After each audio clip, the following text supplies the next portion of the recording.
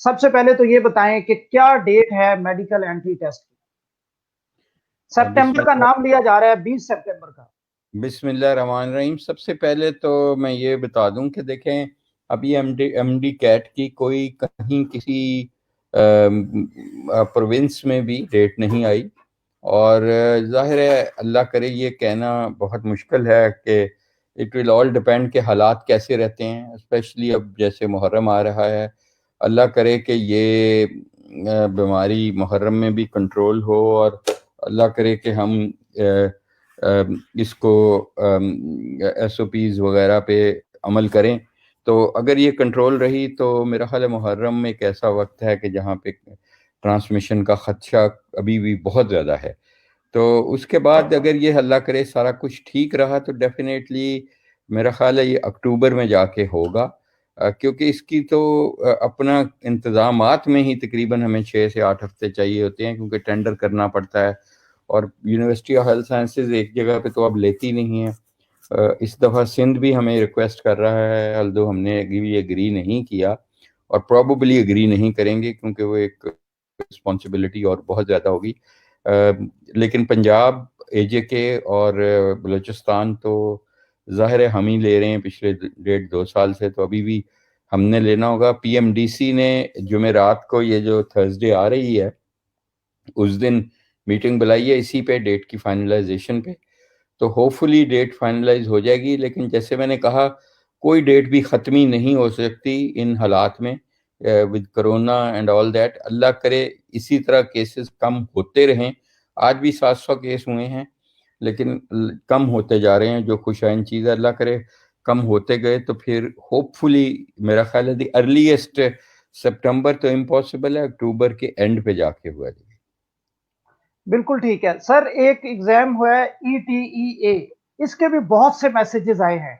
क्या ये एग्जाम भी आपकी जुरिस्डिक्शन में है, जो खैबर पख्तूनख्वा में लिया जाता है? नहीं नहीं, ये ईटा का टेस्ट है। ये भी एक, देखें, यूनिवर्सिटी ऑफ हेल्थ साइंसेज अल्हम्दुलिल्लाह इज़ दी ओनली यूनिवर्सिटी जो खुद लेती है एग्ज़ाम। बाकी तमाम यूनिवर्सिटीज़ ने आउटसोर्स किया हुआ है। खैबर मेडिकल यूनिवर्सिटी जो कि पेशावर केपीके की है, उसने ये ईटा, उनकी एक टेस्टिंग सर्विस है, जैसे एनटीएस है उसको किया हुआ है। नम्स ने एनटीएस को किया हुआ है। कराची वालों ने, क्योंकि वो हमसे कराना चाह रहे थे, सिंध वाले हमने नहीं किया, तो अब जाहिर है वो भी मेरा ख्याल है एनटीएस ही लेगी उनका। बिल्कुल ठीक है सर। एक स्पेशल एग्जाम हो रहा है बच्चों का, तो क्वेश्चन ये है कि क्या एम कैट स्पेशल एग्जाम के बाद होगा या उससे पहले होगा? स्पेशल एग्जाम तो देखें उनका सप्लीमेंट्री हो रहा है, उसका एमडी कैट से तल्लक कोई नहीं है। एमडी कैट तो जाहिर है वो एक एडमिशन टेस्ट है, और जो सप्लीमेंट्री एग्जाम है वो साथ साथ होते रहेंगे। वो सप्लीमेंट्री एग्जाम्स का जाहिर है हमने बताया था, आपसे ज़्यादा किसको पता है कि हमने तो डेट शीट तमाम इशू कर दी थी, और ख्वाहिश यही थी कि बर वक्त ख़त्म हो जाएं। नहीं लेकिन सर, जो बच्चों, बच्चों का एफएससी के बच्चों का स्पेशल एग्जाम जो हो रहा है, उनके मार्क्स के वो हिसाब से। वो देखें, वो नहीं, कोई जरूरी नहीं है, उसका कोई तल्लक नहीं है उनके एग्जाम। तो हम तो पहले एफएससी से पहले ही एग्जाम लेते थे। एफएससी का तो हम वेट ही नहीं था करते। जो एफएससी के जो भी उनके नतीजे आएंगे, उनको उनका क्रेडिट बाद में दे दिया जाएगा। उनको क्वालिफाई करने के लिए एमडी कैट, उनको उससे कोई ताल्लुक नहीं है। वो तो एमडी बिल्कुल कैट ठीक है। एफएससी का या ए लेवल ओ लेवल बाद में आता रहेगा। ठीक है। और सर क्राइटेरिया क्या होगा, परसेंटेज क्या होगी, कैसे आप बैलेंस करेंगे इम्प्रूवर्स को और फ्रेश कैंडिडेट्स को और ए लेवल्स को? देखें, क्योंकि इस वो दफा रिपीटर्स के साथ शायद कुछ ज्यादती हो रही है। रिपीटर्स के साथ डेफिनेटली हो रही है, लेकिन ये तो मैंने खुद बल्कि उनको कहा था, मिनिस्टर, फेडरल मिनिस्टर साहब को, कि उनके लिए ज़रूर कोई प्रोविजन करनी चाहिए, क्योंकि ये 20 से 25 हज़ार बच्चे हैं जो रिपीटर्स हैं। और वो पिछली दफ़ा दाखिल हो सकते थे, उन्होंने वो खुद वॉलंटरली नहीं लिया एडमिशन, कि उनका ख्याल था कि इम्प्रूव करके हम पब्लिक सेक्टर में आ जाएंगे। अब वो बहुत हद तक चॉइस उनकी लिमिटेड हो गई है। तो हमारा इससे तल्लक नहीं है, इसका फेडरल गवर्नमेंट या प्रोविंशियल गवर्नमेंट से तल्लक है, बोर्ड से।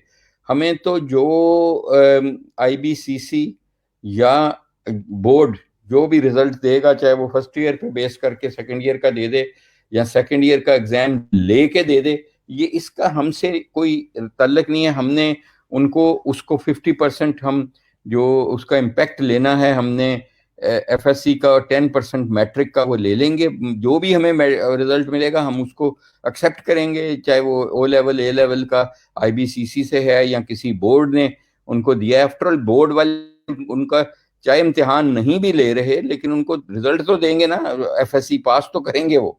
और मेरा कुछ ना कुछ जो मेरा ख्याल है कि अभी ये भी नहीं डिसाइड हुआ कि कितने वालों को देंगे, लेकिन मेरा ख्याल है कि 70% प्लस को देना चाहिए, क्योंकि इतने ज्यादा बच्चों का इम्तिहान लेना कोई फायदा नहीं है। तो बलूचिस्तान के लिए हमने डेफिनेटली कम किया था थोड़ा सा एंट्री, लेकिन मेरा ख्याल है इस दफा 70 बिटवीन।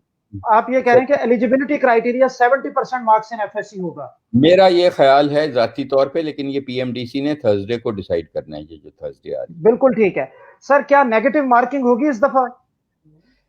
देखिए, नेगेटिव मार्किंग पहले भी होती थी, ऐसी कोई मसला नहीं, लेकिन वो 25% होती है। यानी कि अगर आपका एक रिजल्ट, एक क्वेश्चन जो सही हो गया एमसीक्यू, तो आपको 1 मार्क मिलता है। अगर आपने वो गलत कर दिया है तो आपका 0.25 कटता है।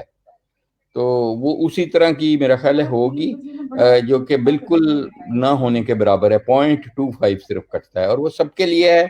ये कंपेटिटिव एग्जाम है, कोई ऐसा तो एग्जाम है नहीं है कि इसमें कोई हमने सेलेक्ट करना है। ये तो जो टॉप पे आएंगे वो एडमिट हो जाएंगे।